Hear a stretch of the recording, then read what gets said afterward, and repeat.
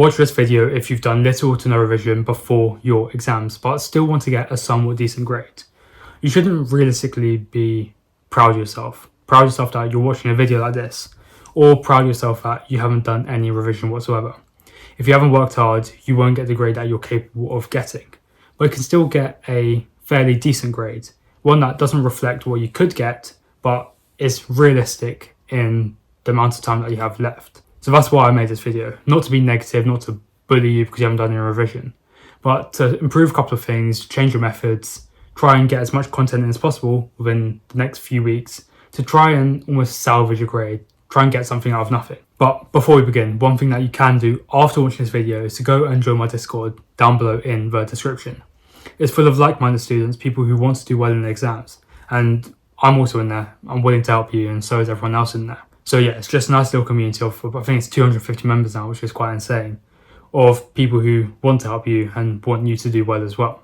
So I found it genuinely difficult to make this video, to plan and script what I needed to say, solely because I had no experience with last minute revision at all. I had to put myself in your shoes and ask myself the question, what would I do if I only had about 6 to 10 hours to revise for one subject tomorrow morning?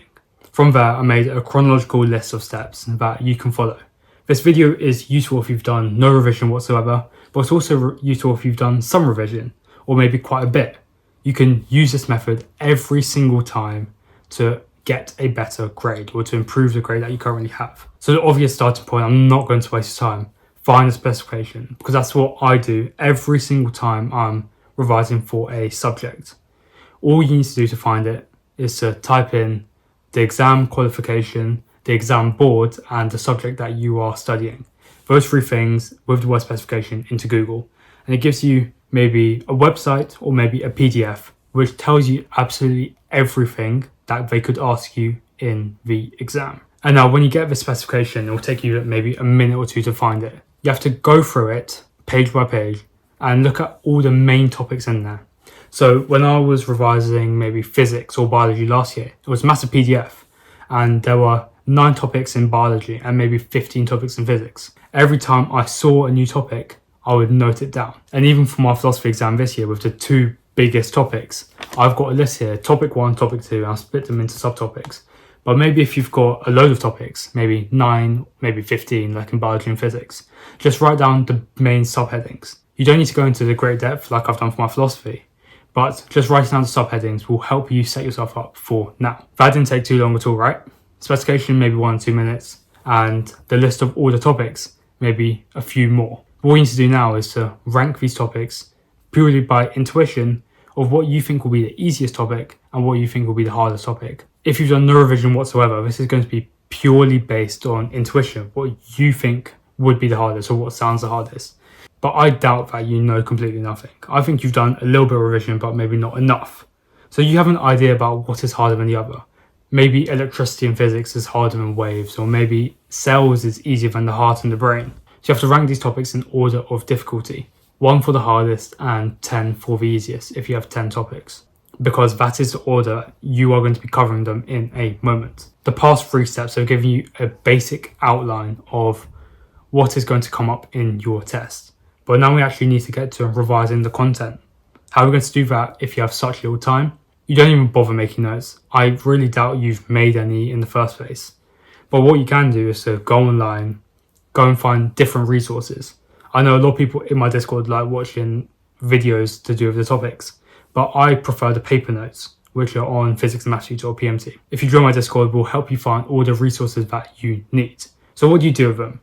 I prefer you to use the paper ones and just read through the hardest topic first. So you put maybe electricity as the hardest topic.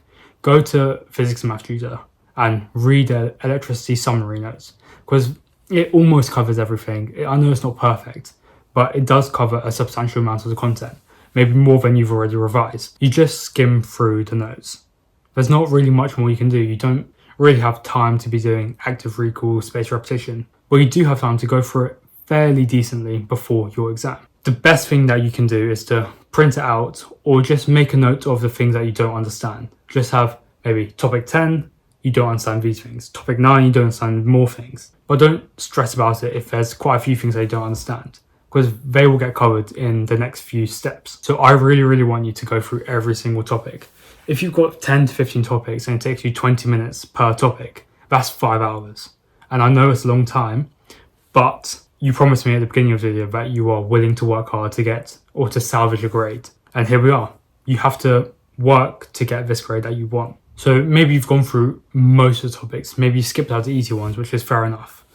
You've done your fair bit of revision now. And I'll be honest, you could probably sit the exam and get an okay grade. It won't be great. What you can do to bolster it, to improve it, is to go through a load of past paper questions. You can find this online, they're everywhere, but there's a specific way that I want you to do it. I don't want you to sit down, read a question, and write in immense detail your potential answers to the question.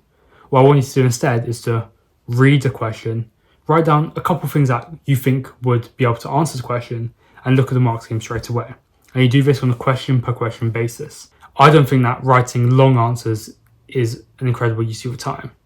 But instead, writing out potential bullet points that could come up, maybe covering a breadth of things, is more useful. So once you write it down, a couple of bullet points that could answer the question, then look at the mark scheme. You're reaffirming what the correct answer is. Maybe you got the correct answer, maybe you didn't. And if your answer is wildly different, get a small flashcard, write down the question, maybe more generalized, and put what is on the mark scheme on the back of that card. This is just one way of introducing a little bit of repetition to help you remember things better. So yeah, for my recent exams, I smashed out all the past papers. And in my exam last week, when I was doing some of the questions, I had recognized them. Maybe there were definition questions, or maybe some simple standard 2 markers. I know that I've guaranteed those marks solely because I did the past papers and I've seen those questions before. You're spreading your revision quite thinly over every single topic in the hope that in your exam, you'll almost recognize the topics that have come up in the past papers before and you'll know what to write. Don't get me wrong, you'll be 100% grateful that you did this. But the final thing, maybe you have a little time left now. You've done a lot of the past papers, not all of them. You've covered a bit of the content, not all of it. What you have to do is to go through the hardest topics in those topics. And guess what? The mark scheme could have already solved your problem with that topic. Let's say you didn't understand how a circuit worked in electricity.